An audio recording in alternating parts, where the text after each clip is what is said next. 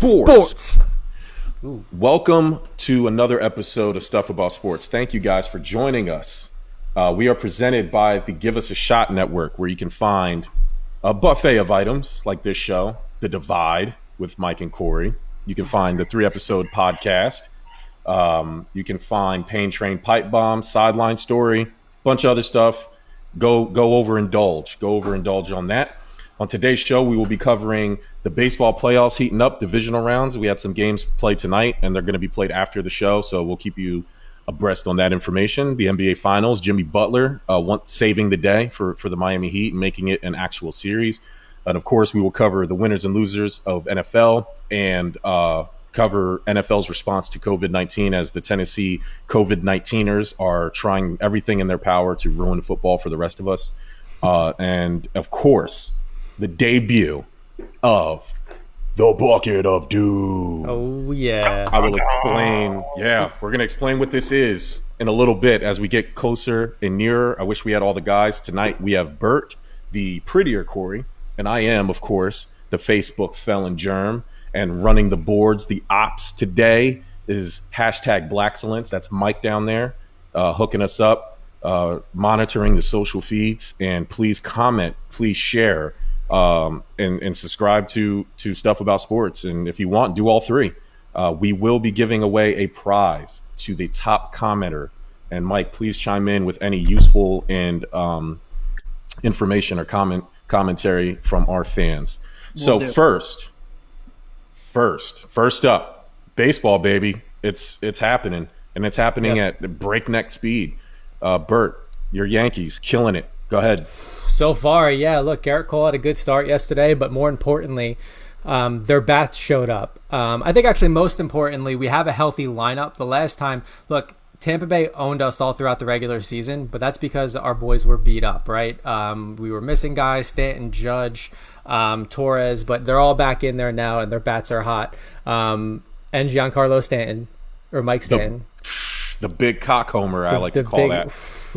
Top of the ninth, grand slam. And that was a monster ball last night, too. So, look, they won last night, 8-10 start tonight, Eastern. So, look, let's see if they can do it and get up 2. Only have to finish one more game after that. And then in other AL news, I think a shock to everybody is that the Astros are beating up on the Athletics like it's absolutely nothing. Not a shock to everybody. Your boy. Shock to most. Yes. Let's say this. Houston fans, probably not a surprise to them because they're loyal as can be, even through them, they're cheaters. But the Facebook felon over here last week, I mean, he went out right to the audience and said, I'm supporting the Astros. They're going to clean up. And you know what? Yesterday and today they have done so. So, look, they only have one more win away to advancing to the ALCS. And we'll see what happens and see if they get Tampa or the Yanks. And then on the NL side, Dodgers, San Diego starts tonight. But Miami, Atlanta played today. Close game until the middle, and then the Braves hit it open and eventually took the first game. So I mean, look, we'll see. By this time next week, I mean, we'll know for sure who's in the ALCS, NLCS, and we'll just get one step closer to another championship series to watch. Hockey just finished up. Basketball is going on right now. This time next week, we'll probably have a new NBA champion, and then shortly after baseball. So boom, boom, boom. Yeah, man. The raging drug use of sports is strong right now. It is coming to an end, but hope football will hold us over.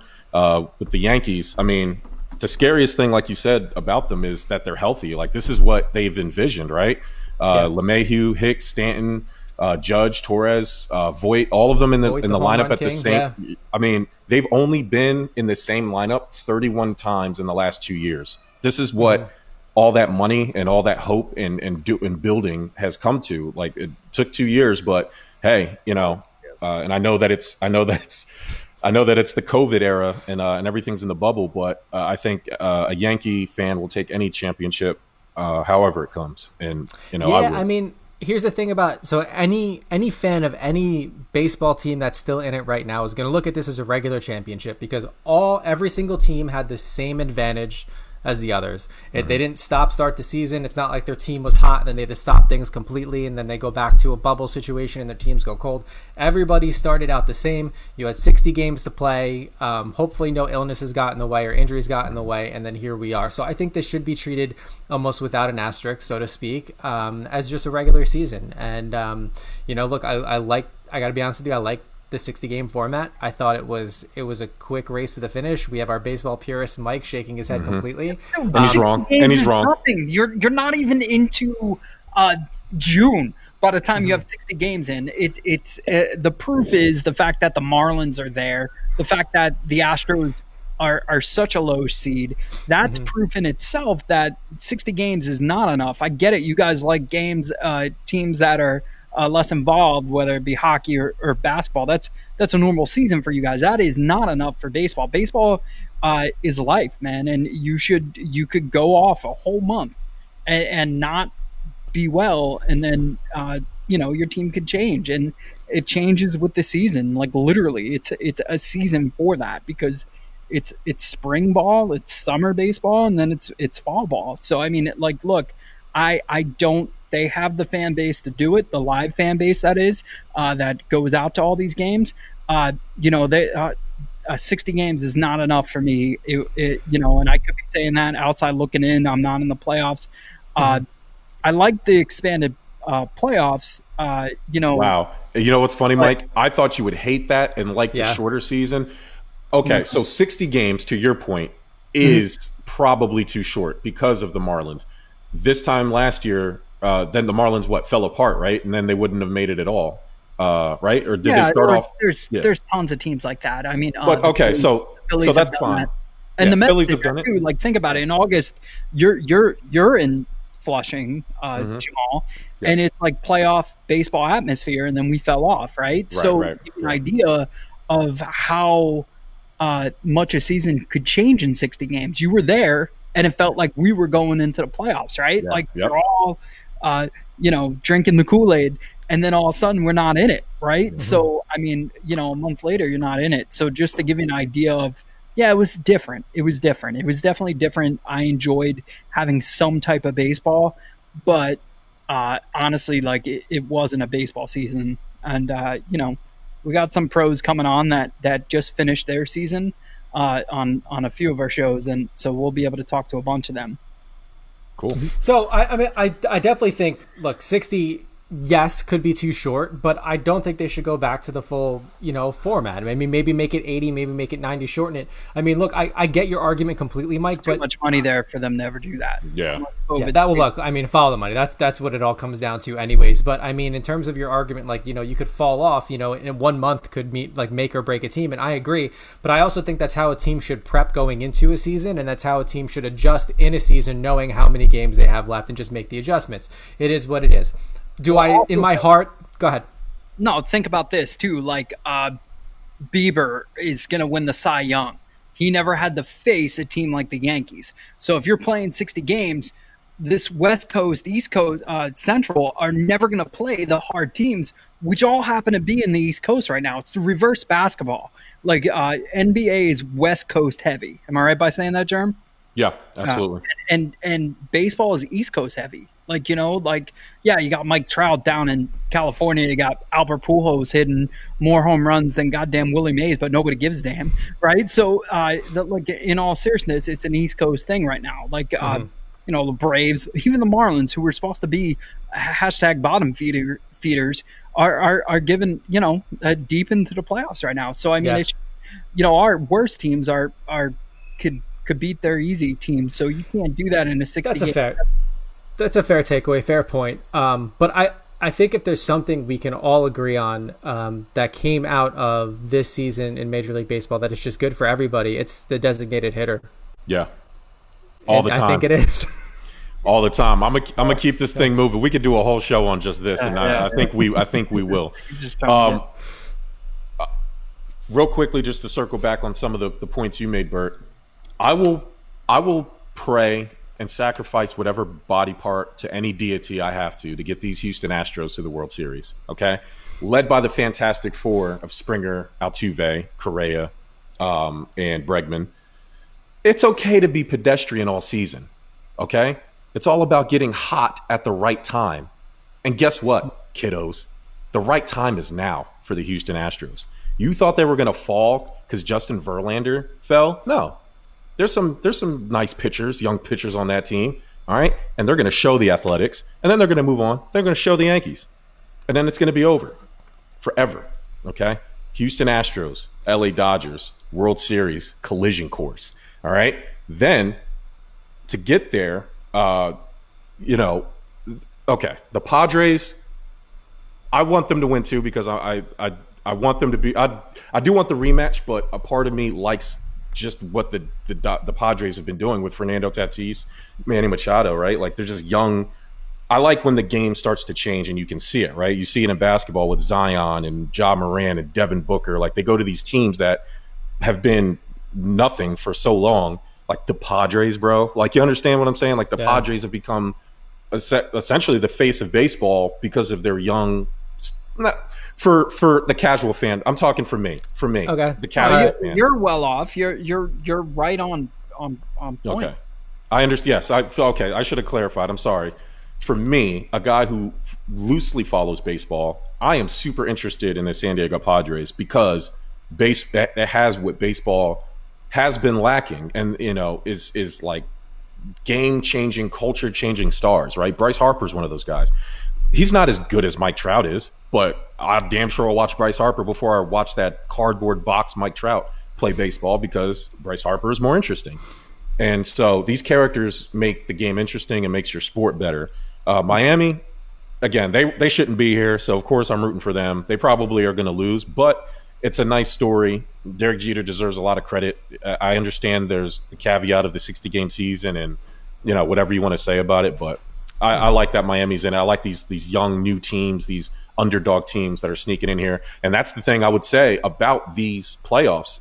People say 16 games is too much. The only real upset we had was the Marlins and the Cubs, right? Like there wasn't really anything out of people were so scared that, oh my God, this is ridiculous. It's only been one upset. So things tend to, the best teams in a sport like baseball tend to win anyway. So let's have some fun on as we go on the way. And speaking of upsets, and speaking of Miami, all right, everybody, as soon as the finals were set, people were getting the brooms out before game one. Then game one happened. LeBron and them boys beat up the Miami Heat. Then, just like every year, injuries happen. Goran Dragic, the Dragon, goes down. Bam Adebayo goes down. So then Miami is down 0-2. Game 3 comes along. Miami struggling. But don't fear, guys, okay? Don't worry. Jimmy Butler threw on the cape. 40-point triple-double. And then proclaimed that LeBron and the LA Lakers are in trouble and to suck his nuts. That's what it's about, baby. I love it. He said that last part? In my version, he did. I was gonna say. In my version, he did. The bad news for Miami is that LeBron's never lost his series when his team was up 2-0, but it doesn't help. Whatever. It's. See, I like the odds. Like if I'm going up against a person who's never lost, I'm like, great, he's due. I maybe that's the baseball and the law of averages in my brain, but I'm always like, yeah, that's awesome. Like I want, I'm 0 for 4 against this guy. Great, I'm finally going to get a hit. But that's okay. So in basketball, that's why it's more about matchups than talent, right? Yes, you can win with overwhelming talent, but a good matchup matters. Even if the team is more talented. So like take Miami for example. Exactly the scenario Mike just pointed out. That fits Jimmy Butler. Because he embodies that. He may not be the best player on a team or on the court. He's absolutely the best leader. He's that guy that will grab you by your collar, grab you by your shoulder pads to steal a football reference and get in your face and yell at you and act like you're the biggest piece of shit in the world, but he does it because he loves you and he wants you to succeed. And he does that for Miami. Eric Spoelstra, the coach, went as far to say Jimmy Butler is the most important signing in Miami Heat history. Those guys re-signed Dwayne Wade, signed LeBron James, Chris Bosh, went to 4 straight NBA finals. And he's calling Jimmy Butler the most important free agent signing. It's unbelievable. And so bringing it back to matchups, LeBron has only played in the post. He has 11 post touches. Now, he's produced in the post, but the reason why he doesn't go there more is because he's getting beat up down there, and it takes too much out of him on the offensive side. Miami needs to just bang LeBron. Kelly Olynyk, Myers Leonard, do your job. Bang LeBron down low, and don't let him tire him out, because that's the best chance you have. You have the shooters to put up points, and then you have Jimmy Butler, the X factor. So I did pick Miami in 5. It's not looking great, but I wouldn't put it past Miami. There's a chance that Bam may return tonight, if not Game 5. So we'll see. Yeah, I mean, look, if they win tonight, it's best of 3 series, so that's something to look forward to. Another thing to keep in mind as well, I know you saw that stat, LeBron has never lost when his team's been up 2-0. I mean, who cares? I'm sure they said that about, Golden State when, they were playing the Cavs and Bron came back. So, yeah. I mean, look, you never know what could happen, but, I mean, let's go Heat. Yeah. When a hero comes along... All I know is that guy's winning regardless. You see his girlfriend? Yeah. Yes. Yeah, he's winning. Yeah. Oh, don't worry. If you can shoot 11 for 28 and then mean mug at the camera and then go shoot your shot with a hot Instagram model while your hot girlfriend is sitting at home. His girlfriend. Yeah. I mean, jeez. Good. His girlfriend is properly rated. Absolutely. Yeah. In being with her. Overrated. Yeah, for sure. All right, so we're gonna switch gears to the NFL now. We're gonna sandwich all the fun with something semi-serious here. We've seen a bunch of games being postponed, moved, and I know the word postponed, but it was only a couple days, right? Like, I think the only game that was really postponed was the Steelers and Titans game. Steelers, yep. Mm-hmm. They pushed back the Chiefs and the Patriots, which then in turn pushed back the Packers and who'd the Packers just play? I just forgot who they beat the brakes off of. Anyway, whoever. Atlanta. Yeah, of course. Mm-hmm. Yeah, the fake Hall of Famer. Yeah, fake Hall of Natty Ice, not Matty Ice. It's bum. So it seems like NFL is actively trying to ignore COVID. I don't have a better word for it. They're not taking it seriously. Am I off in that? I don't know if they're not taking it seriously. I just think they're taking a different approach than, we can't even say hockey. Hockey had 0 positive tests come out of the bubble. But I think they're making less of a deal out of positive cases. They're doing this whole, all right, let's cauterize quarantine and move on. I mean, look, the best example of that is when it first broke last week. I think it was last Tuesday, because we came on shortly after that. And we're like, so the Titans and Vikings shut down their facilities, and then they were going to test everybody and see how many other positive test cases came through. Throughout the week, of course, the Titans had more, so they decided to postpone their game against the Steelers. The Vikings, I didn't hear a report saying that, hey, they were all good, but I also didn't see a report saying, hey, there are some in there, people are going to sit out and so on. So they kept their game, and good thing they did, because they got the dub on it.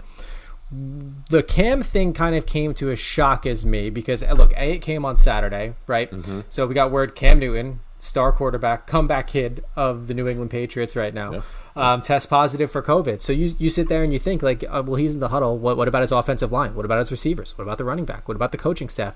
And you really didn't hear much from that. You knew that the game was going to be postponed so they can do extensive testing, and then it was only postponed a day into Monday. We thought possibly Tuesday. So I think what the NFL is doing is they're trying to keep it hush-hush and not let it get out of control, because they don't want the media to kind of run with it and start proclaiming, should they bubble? Is now the time to panic? Is the NFL season over? So I think part of me, by omitting any of this information and just slowly, like this slow drip of information out to the public, is probably the smart thing to do right now. Because if they're doing it the right way behind the scenes, right? If they're taking out the sick players, that's why they have the expanded roster. You put someone else in, you postpone the game, you make sure no one else is in danger from it. If they're doing it that way, great. But if it turns out later on a report comes out that they're just going to keep playing, and look, we think we have it under control, but we really didn't test too thoroughly. So week over week, if it spreads and spreads and spreads, then we'll ultimately see this gigantic bomb go off and everything just crumble to the ground. But you're not hearing much of it, and I almost think it's by design, and I think it's actually pretty smart of them to do, so it doesn't get fully out of control, because this is the only sport that wasn't interrupted by it. They plan to go off. The only thing that they did was nix the preseason games, which, let's be honest, unless you're vying for or jockeying for a spot on the roster, no one gives a shit. Because no one really plays in the preseason anyways. I mean, the fans, good luck. I mean, you can see 5 people at any preseason game, and that's basically it. So, yeah, I mean, I think it's by design, and I think it's kind of smart of them to do. Yeah, it's odd timing because you're starting to see now reports like Buffalo is going to let 5,000 to 7,000 fans in their stadium. Other teams are announcing they're going to start letting fans into stadiums. I think that was the plan all along. I think each team, depending on your state, I know Pennsylvania just lifted their ban, so the Eagles can start having fans in their stadium. But I think that was weeks ahead, and they were downplaying this because they didn't want to cause a panic because it was already too far down the road in terms of letting people back into the stadium. Yeah. Honestly, think about it. NFL and it's odd that because they've been at odds with the president, but it's like the Donald Trump plan, man. You're just downplaying it to appease the money, right? To appease the fans because you want people to absorb this product. You like you said earlier, they've gone out of their way. They've gone out of their way to essentially ignore COVID by not canceling. The only thing they canceled was the preseason, which there's been talks of canceling preseason anyway. It was a perfect experiment to see if it would work. They probably should bring back some form of preseason based on the level of defense and play that we've had and the injuries that we've had. But Adam Silver is thinking about doing away with the preseason in the NBA or cutting the season short. That's why he wants to push the season back until 2021. He's talking about not starting until January 1st. So, and doing that permanently. Like, this is like, the planets are aligning for sports to kind of change the landscape, and I think they're not going to let COVID affect that. Yeah, I mean, look, I would agree with you. When you started your point saying like it's almost by design because they want fans to come back. But one thing we got to keep in mind is that's state mandated, right? So both the New York Jets and the New York Giants play in the state of New Jersey, even though they're a New York team. And our governor in New Jersey has come out and said, I don't care what other states are doing. It's not happening. We're not going to have fans. We're not going to have congregate. I mean, what was just lifted in Philly was due to, the governor's rules in Pennsylvania and working with, the Department of Health and the CDC to make sure that it is an appropriate time to kind of let people in, let them congregate, and so on. Because it doesn't just apply to football games, it applies to really anything, concerts, parties, and everything else. So do I think there's whispers on the back ends from NFL and possibly owners and, dare I say, the commissioner to these states and try to lobby them almost to let? I mean, maybe there's a good chance that's happening. But I think if we're just talking about the NFL and just that product, I just think they're trying to just keep it under wraps. They're trying to nix it, let whoever can fill in play, and then whoever's on the 2 weeks rest up, put them on IR, and when they're good, they come back. I just think they want to keep the train moving, especially knowing that a lot of the other sports are finishing up soon, so their time to really rake in the revenue from viewers is going to be from the next 2 weeks until February, until the Super Bowl. That is their time, especially because both basketball and hockey have said that they're trying to come back in January, but nothing is definite yet. So we're talking NFL is going to be the only sport on from mid-October to potentially January. So that's a lot of viewership. That's a lot of sponsorship. That's a lot of ad dollars right there. Yeah. It's going to be interesting to see how they navigate that specific terrain because, like you said, they are going to be the only sport. I think they're trying to, again, downplay it because they don't want to jeopardize that. There's a very good window for them to make a lot of money back from what they're missing from the fans not being there the first couple of weeks, not having, preseason. That's the reason preseason has stuck around. It still generates money, and it's, I hope not that they're not downplaying it and hiding. When this came out, I'm pretty sure that the players were supposed to get tested every day except game day. So I don't understand how 8 Tennessee Titans can test, could be tested positive on a Saturday. You know what I mean? Yeah. When it just doesn't, I don't know. It just doesn't sound like, it makes me wonder, what is the real, what are they really doing? Are they testing at all? Are they testing once every other week? And, or are you saying, hey, you tested negative, we don't have to test you anymore? I don't know. It just doesn't seem right. Well, I mean, look, I think they're testing, but I mean, look what happened with the Saints too, right? A report broke that they had it too. So then, that was just panic because you had the whole week literally was Titans, Vikings, and then it was Cam and the Pats, and then it was all right, the Saints, their Saints players may have had it now. And then, I mean, look, when that broke, everybody's just like, this is the, like, here we go. Like, let's go. I mean, this but is then the you have the false positives. Right. Thank you. So they called it back and they said, no, it's just the false positive. So I think that's what it is. I mean, if the tests really do come up, I mean, you saw how quick the media came out and took it, and rightfully so, because it's concerning.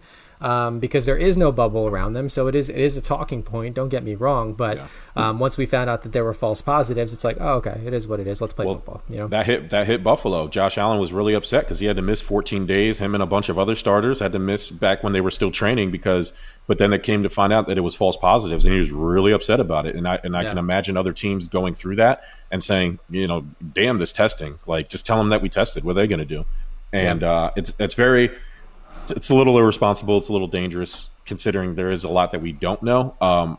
However, I would be a hypocrite because, as Mike knows and you know, I've said the only way that we're going to get past this is to start normalizing it. And so the NFL is essentially normalizing it, and they're being punished for it. And, I don't know.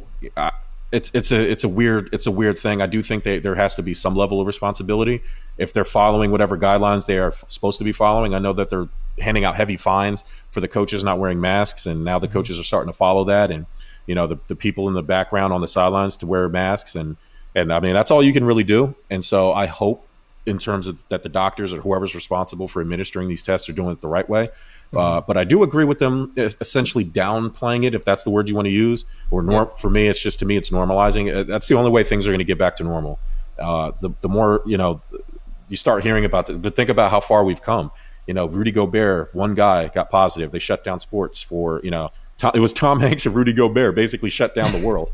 And now it's like, Titans caught COVID, we'll just move their game back a couple weeks. It's like, we're starting to see it. It's just, you're going to have to go through the shock factor of the entire league, not paying attention, but, normalizing it in a sense. Well, I mean, look, when Rudy Gobert first got it, when Hanks first got it, that was when it just started to hit the U.S. And then that's when the general population, if you will, started seeing the impact of it. So, I mean, don't get me wrong. I think the right move was to shut things down and reevaluate how hard it was going to hit our country, especially with having like fans and stuff. But I think now with seeing it and of course knowing that it's going to be around a while, putting up these different procedures and testing, also watching other leagues go through testing, hockey, perfect score, 100 out of 100, good for them. 100%. But baseball, I mean, baseball went through it. They had, they interchanged players. The Marlins we were just talking about, they were the first people to have it within a week of starting. So I think now that the NFL has seen everything happen, so they're used to it, I think there's a little bit of downplaying too. But you're right, there is a normalization out of it as well. And I think that comes also, like you said, with the coaches wearing masks, with people on the sidelines wearing masks, stuff like that. I think that's more of an image thing than anything else because they're practicing with the team, they're traveling with the team, So yeah, look, we can go on and on and on about this. I'm sure something else will come up within the next week, and we'll be talking about it too. But look, there's been no official statement from the NFL. I think they're just going to keep doing what they're doing and quarantining the players and keep that train moving.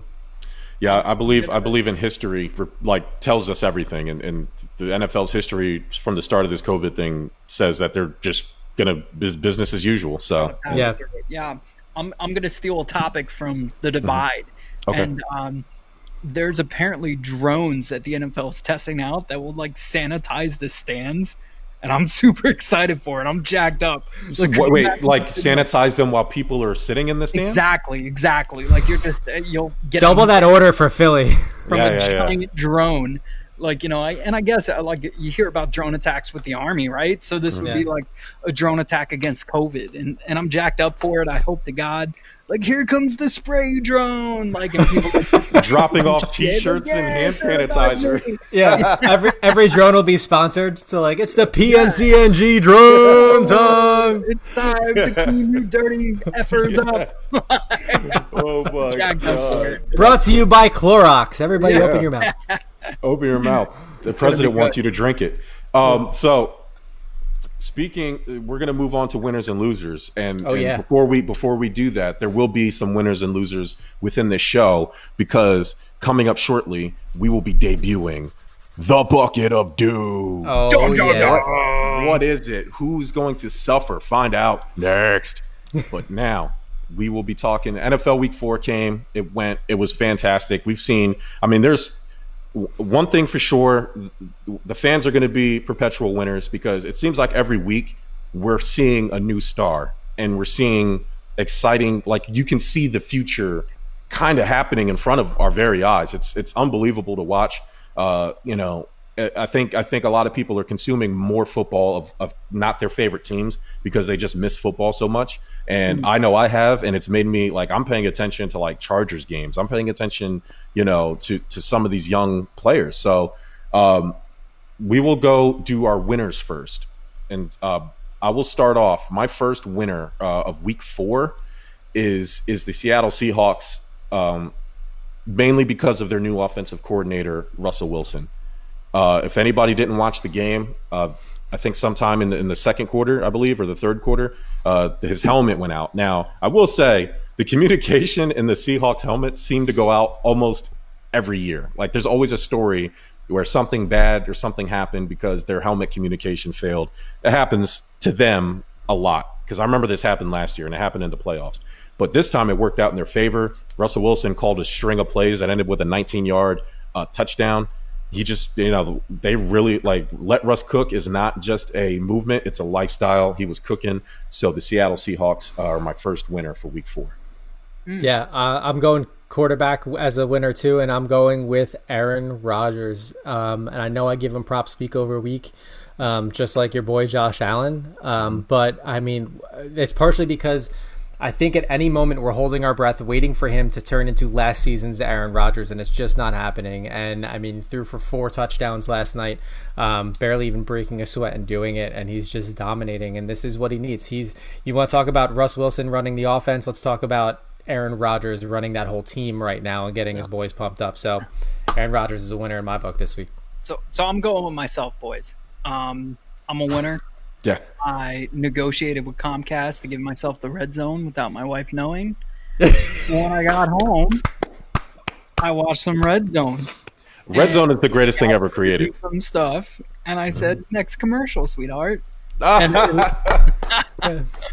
Every play from therefore, like she was on pins and needles watching with me. She's like, "After this is the commercial." I'm like, "Yeah, sure." Yeah. But she didn't notice the teams were changing. It was awesome. Dude, she had to enjoy watching Scott Hansen up there tell you about every single game going. That guy would have came on. It would have she would have called. Wait, you have Siciliano or Hansen red zone? Who's moving? I think we got Hansen, right? Where we're at. Comcast should have Hansen. Yeah, Hansen. Comcast should be Hansen. Okay, Jim Hansen. I'm just checking because there's a difference. If anybody doesn't know, I spent years streaming illegally the red zone, and now that I have it official, I can tell you that Scott Handsome is the superior red zone. Jay in Texas, Bert's brother, he's my brother too. He's pissed off because he's got the opposite. He's got the other. You got Siciliano? I like Siciliano, but he doesn't do. He's not. It's just not the same. It's not the same. It's not. Red zone's the truth. I'm excited to have it. I'm a winner. All right, red zone winners for everybody. My next winner is actually a team that lost, but they're going to win in the long run. That's the Houston Texans. Boy, it took long enough for them to fire their GM, their coach, their special teams coordinator, their offensive coordinator, whatever job he decides to keep giving himself. Hot dog guy, beer guy, parking vendor. It seems like every time they lose, he gives himself a new job, and now it's over. So shout out to the Texans for getting rid of it. For your trouble, you just had to give the highest payroll in the NFL next year. You gave up your first and second round pick next year, and you have nothing to work with. And now you're 0-4, and you're probably going to be 0-5. But the Texans, you should win because he's gone, and now you can start looking for better days. I will say, just throwing it out there, a wild thing. And don't kill Texans fans. You can kill me on social media if you feel like it. I would trade Deshaun Watson if I were the Houston Texans. And just rebuild? Just rebuild. You're not going to be anything for the next 2 years. You're not going to have any money to bring in free agents. It's over. Bill O'Brien, it's unfortunate, and I hate to say it out loud. J.J. Watt's old. He's probably done in the next year or two. If not the end of this year. Deshaun Watson is 25. I know that's not old, but he's, it's perfect time to trade him. And you will get you will recoup everything and then some for him. And instead, you're probably going to waste his years there in trying to piecemeal things together, and it's not going to work. And so you should trade him. Try to get your picks back. Try to get the future, and have another team mortgage their future to support yours. Man, I would love Deshaun Watson on the Giants. I would 100%. I know the Giants probably have nothing to trade for him, maybe a pick because of the rate they're going this year. They're due for a first rounder, but or they're the number one pick overall. Pick. But yeah, man, I would love to see him in Big Blue, man. He's a great quarterback, and his talents are unfortunately being wasted there. So yeah, shout out to the Texans. I think that's a really good pick. My second winner is Ty would love me for this one. It's Tom Brady. Dude, he had a game and a half. He really did, and he's looking good every single week with them, to the point where I'm almost starting to eat my own words. When he first decided to sign with them, I was like, yo, he's never going to be successful in Tampa Bay. Yeah. It's not going to happen. I was like, he is Belichick's boy. Like, good. He won 6 with him. That's great. That's fine. But I thought I was going to see an old man retiring in Florida for this season. But I got to be honest with you, he looks good. Granted, he's got a lot of weapons, but he's still the same old Tom Brady. So he's another winner for me. I'm so glad you said that, because that's my quarterback. And I'm 2-2, baby, in our fantasy league, and it's courtesy of that man. Got me 32 points.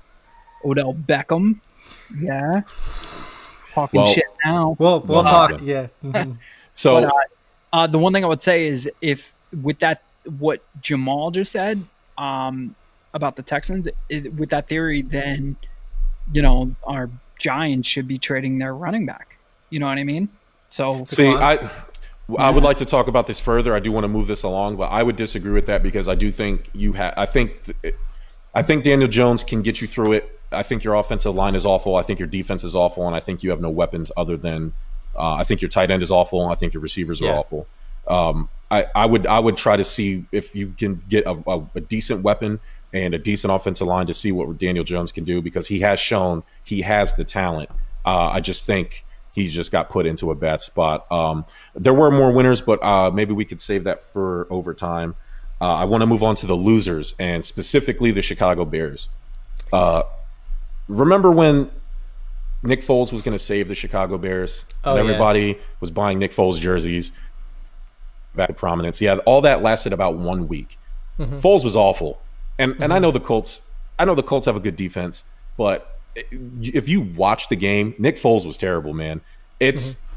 I feel bad for the Bears. They need to think about tanking the rest of the season to draft a quarterback. I'm dead serious. I know that sounds nuts. It's nice to have Allen Robinson out there bail you out, but he's already frustrated with this team, and he wanted to get traded, and then he went back on his word.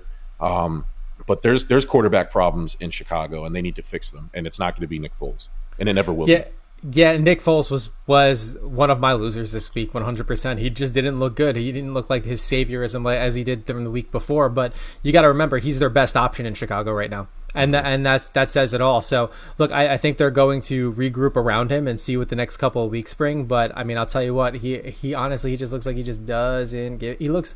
It's perfect. It's almost fitting he's with the Bears now, because he's this Jay Cutler don't care guy right now. He's that's great. Listen, I got a Super Bowl as a backup coming in and getting hot through the playoffs, and take a look at that quarterback in Philly now. So, look at me in Chicago, and who knows? Look, maybe he'll kick it in gear, but he did not look good. So he's a loser in my book right now. Yeah, my second loser is the Dallas Cowboys, and they're losers only because of the defense. There's nothing else really to explain. Yeah, that's exactly what I had too. Okay, so you're giving up 49 points to the Cleveland Browns. I mean, I get that they have talent, but the Browns have struggled. I don't know. Maybe not. Maybe the Browns turned it around. Maybe they are a good team. I don't know. You can't give up 49 points to anybody. I don't care who it is. Not only did they give up 49 points, they gave up 49 points, 300 yards on the ground, split between, I think, 3 running backs essentially, and Odell Beckham Jr., and then gave up 200 in the air. So it's what is happening here? Like what is going on? Like the Cowboys just need to fix it. Like fix your shit. Like, unfortunately, and we've had arguments in private with a show member or a member part of the network who thinks Dak Prescott should be obliterated for this and that. It's Dak's fault the Cowboys are losing. And look, if it was Dak's fault, a Giant fan nonetheless would be happily jumping on this train to point it out and call him a bad quarterback. The problem is it's not. He's not. He's doing his job. Unfortunately, the guys on the other side are not. So the defense needs to step up. The Cowboys, I did the math, their defense since the beginning of the season has given up roughly about 130 or so points in 4 games. That's unbelievable. First game, they looked decent. They only gave up, I think it was like 17 or so. And then since then, it's been at least 31, 32 or more. And to make the Browns and Baker Mayfield look like, the holiest of holy trouncing down that field is just absolutely atrocious. And it comes a week after Jerry Jones called out his quarterback because he couldn't make, a game-winning play at the end of the drive. It's like, how about you talk to your defense and make sure they make a stop every now and then? Like, it's getting out of control. Great segue. Over, under, properly rated.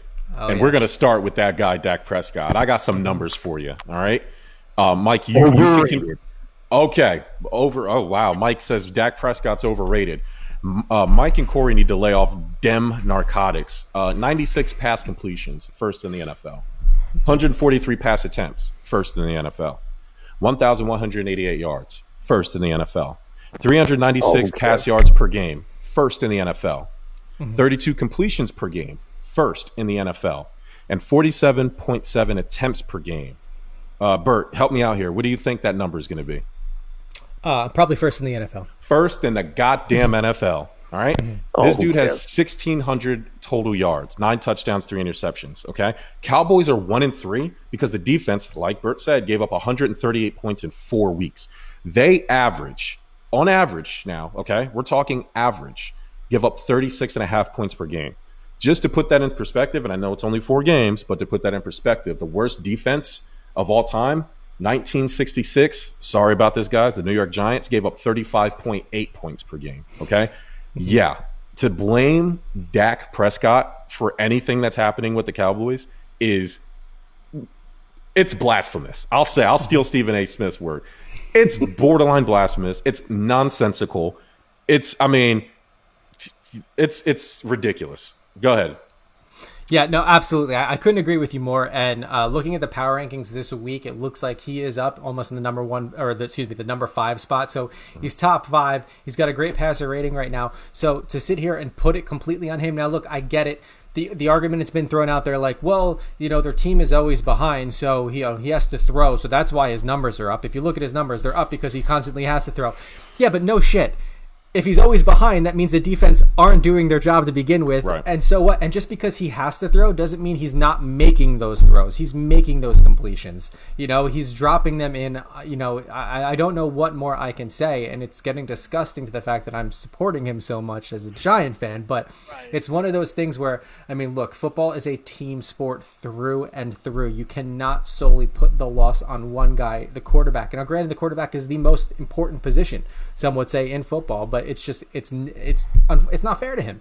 The dude is going out there and he's competing. He's doing it without secured money, without a contract, because those fell through over the summer. And we thought this could go 2 ways for the Cowboys. One, he could suck and the Cowboys part ways. They don't have to pay him. It is what it is. But if he comes to the end of the season with these numbers, now granted, it's probably going to be with a losing record.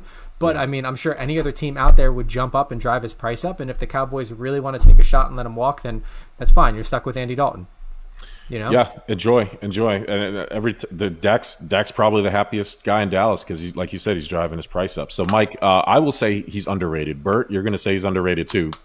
So far this year, I'll say underrated. Okay. So moving on, Baker Mayfield, to the quarterback that just beat him. He had a great rookie year. He had a down year. I don't think anybody can blame him for being coached by Freddie Kitchens and Hugh Jackson, but I think he's salvageable. He only has 2 interceptions on the year. He's 729 yards. The last 3 games, they won. They lost that first game really bad. But so if you erase that game, which I know you can't, but if you can, he would be 51 for 76, 540 yards, a 67% completion percentage, 6 touchdowns, and 1 interception. So far this year, what would you say, Baker Mayfield, over, under, or properly rated? I think it's properly rated based off expectations, to be honest with you. I can't call him underrated for sure. I also can't call him overrated yet. I think he's just properly rated. And looking at the power rankings this week, he's sitting at 23, and I think that's fair. All right. I think I'm going to go with properly rated as well. Mike, the judge, what is it? Overrated. Oh, He beat my boy. no. I got you. Like, no. I No. got you, brother. Also, like, Peyton likes the Bengals, and I'm trying to teach her not to. Like, Yeah. they don't win shit. The Browns. I'm sorry. The We're Browns. talking about the Browns. Yeah. I screwed that all up. But he's still overrated. I think he's got a lot more weapons than anybody in the history of NFL. He should be undefeated. So I think he is overrated. I got Sorry, you. I was so messed up about. I wanted to tell you my loser was the Jags this week, so I was ready for that. Sorry, Next buddy. time I got to talk, but yeah, the Browns. Obviously, Odell. I don't think he's the best quarterback. You saw that Jarvis Landry throw. Landry, yeah. Mhm. to Odell Beckham. That Also, was a sloppy the throw. couple The way he threw his throwing motion looked like he was going to throw it like 1,000 yards. He threw it like 20 yards, bro. He cocked that thing all the way back. Complete. The only thing that made me sad about that is like that should have been Barkley to Odell. Like we saw shades of that in Eli's last season, right? So I'm glad Odell's still like trying to get them, or whatever team he's on is still doing those crazy type trick plays. But yeah, that was an awesome game. The Cowboys tried to come back in, and Odell shut that door down quick with that, the pass and running for like 56 yards, I believe. So, look, in all seriousness, he's properly rated. Hasn't shown me enough to say he's underrated. But if they keep playing like they are, I think this is the first time the Browns won like 3 games in a season or something, or even 2. But if they keep doing that, obviously he'll probably have a statue outside of that stadium. So, All right. Let's remember see. when they won the first game? Like Bud Light gave out like free beer or whatever. Last year, yeah. Yeah, that was more for the Browns, like because they went 0-16 and they were going to unlock it after their first win, so they were really happy about that. Carson Wentz, guys. I mean, we just talked about Nick Foles a little bit ago. 3 touchdown passes in 4.5 minutes. Carson Wentz has 3 touchdown passes in the first 3 games. It's not really looking good for him. Eagles are dead last in passing grade and efficiency. The most turnover-worthy plays in the NFL belong to Carson Wentz at 12. The next ones are Dwayne Haskins at 6 and Mitch Trubisky at 6. So I'm going to say Carson Wentz, super overrated. What say you, Bert? 100% overrated. The only reason why the Eagles are still in contention is because the entire division is an absolute dumpster fire, and because of the Cowboys' defense, the Cowboys can't win a game. So, I mean, let's be honest. The Cowboys should be taking off with that division right now, but unfortunately, the racial slurs and the Eagles are all notched at 1 win. I think the Eagles may have the advantage because they have that tie. But yeah, no. When we're talking Carson Wentz, completely overrated. His honestly, I think. It's sad to say the best football he's played is behind him. I don't know if the injuries just took care of that. Maybe he's playing a little bit more timid. Who knows? But overrated. Underrated. No. There's no way. I'll tell you why. Because Philly is a smart football team, city, right? They don't have winners, but they can identify losers. So he's underrated in this league because he didn't take them to the promised land. They will mortalize Nick Foles for that. He didn't do it, so he will be underrated until he does that, right? Or if he ever gets to do that. So I don't. Yeah, but you still have to play, though, Mike. You still have to produce, bro. You saw those viral videos of, I fucked up the soundboard. You saw those viral videos of like Philly fans going with their suitcases going to get Nick Foles from Chicago. So I mean, it's just like they're insane about it. And the one thing I would say is, so I don't think he's ever gotten a shot ever since he got injured that Super Bowl run, right? Mm-hmm.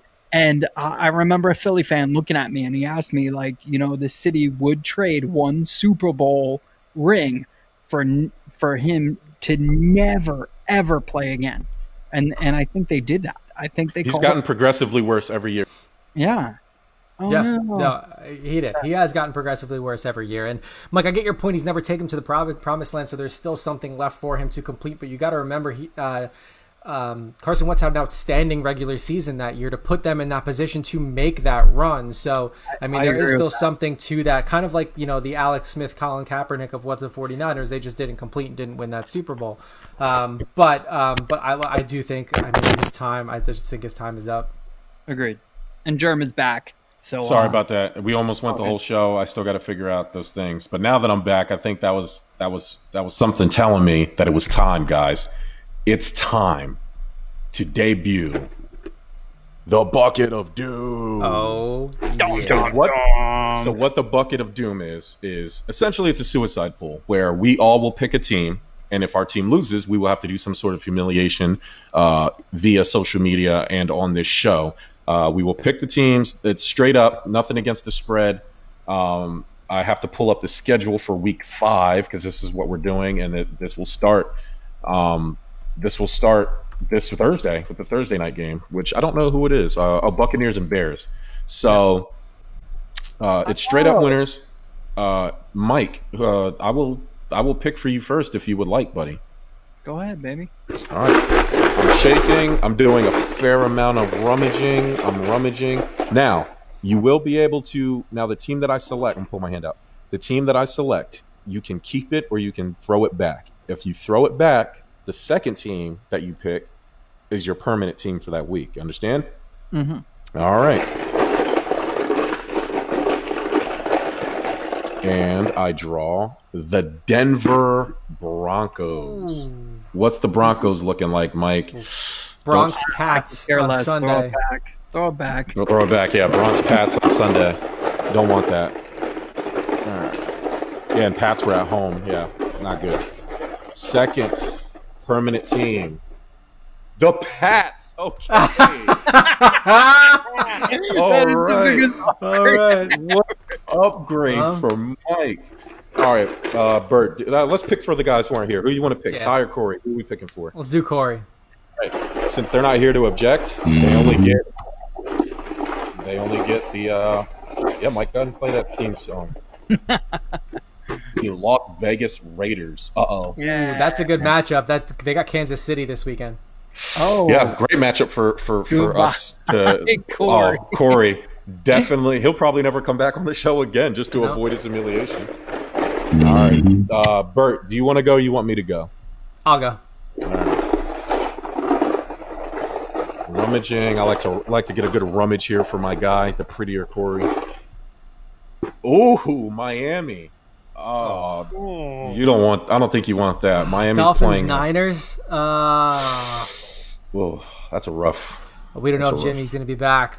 Throw it back. I can't throw do it back. All right, I don't blame you. Throw back that fish. Yeah, throw back that fish. Let's see. Oh, sorry for you, buddy. The Houston Texans. Oh no, you're at home at the Jags. That's winnable. Yeah. That's winnable. Hey, that's winnable. No, it's not. Oh no, it's not. Hell no, it's not. Oh, sorry. Yeah. You'll be wearing makeup next show, buddy. All right. Now we're picking for Ty in the Bucket of Doom. Yella Mandela. Under the box away. The Vikings for Ty. The Minnesota Vikings. Oh. Who do they got? I just saw it. They have. Trying to see. Oh, they are away Seahawks. at the Seahawks. Seattle. Sorry, Ty. Wait. Sorry, Ty. Sorry for your loss. All right. This is for me, for the marbles. The winner just get something. The Cleveland Browns. They got the Colts this weekend. Oh, they're at home. They just beat the brakes off of. Right. That Colts defense, though. That Colts defense is nasty. Oh. You want the Bills. Yeah, right. Yo, if I end... Okay. You know what? I believe in Baker. I just talked Baker up. I'm going to keep it. I'm going to keep it. Let's go, Cleveland. I'll be watching you. So there you have it. The first Bucket of Doom. Hopefully, I was terrified making those picks, and hopefully it works out in my favor for next week. Is there anything else for you guys that you want to shout out? No, I just want to make sure we did you write any of this down? I do. I have it in order, so I remember okay. I have the helmets in order here, so I remember what the order of the picks were. So, yeah. So Ty had what? Ty had the Vikings? Ty had the Vikings. All right. Mike had the Patriots. Yeah. You have the Texans. I have the Browns, and Corey ended up with the Vikings. I mean, with the Raiders. I'm sorry. Raiders. That's right. Yeah. So cool. So those are the games we'll be paying extra attention to. I would love to get some fans in here. So maybe one of the next week on the show, the best commenter can do the bucket of doom, and maybe you can get in on the humiliations, and we'll try to grow this thing. Yeah. Or a fan enters. I mean, maybe if their team wins, they get a shirt. Who knows? Who knows? Get a shirt, or you could pick the humiliation for one of your favorite or least favorite Sounds things. Like OnlyFans. Yeah, OnlyFans. Give Us a Shot Network. Check it out. Speaking of the network, I will say in closing, please go check out the Give Us a Shot Network, www.giveusashot.network. If you have a podcast or want to start one, you want to learn to monetize it, and you just don't know where to start, Mike is the man, Ty is the man. They've been doing it, and they've been doing it successfully. If you just want a buffet item, I'm not expecting you to go to the network and absorb all of the podcasts that we have. We have many, but there is something for you. I guarantee it. It's not all sports. There's life stuff. There's nerd stuff. There's video game stuff. There's pop culture things. There's entrepreneur things. So please check it out if you just want something to listen to. Other than that, everybody be safe. Please like, share, subscribe to our page, and we will talk to you next week.